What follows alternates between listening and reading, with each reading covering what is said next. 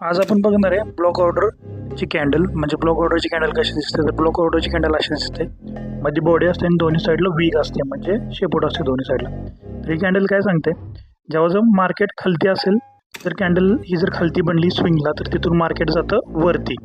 ठीक आहे, ते तुम्हाला मी दाखवतो. आणि जर तीच जर कॅन्डल जर वरती बनली स्विंगला तर आपण तिथून सेल करू शकतो. तर सेम इथं एक कॅन्डल झाली होती, ती तुम्हाला मी दाखवतो.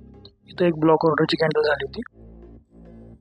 हेच जर एक टँगल पूर्ण पलीकडे जर उडला तर तुम्हाला समजून जाईल इथूनच मार्केट वरती गेलं होतं. ठीक आहे, सेम आपण वरून जर बघितलं, मी बोललो तर स्विंगला झाल्यानंतर, तर सेम मार्केटमध्ये इथं पण एक कॅन्डल झाली होती, तिथूनच मार्केट खालती. ओके.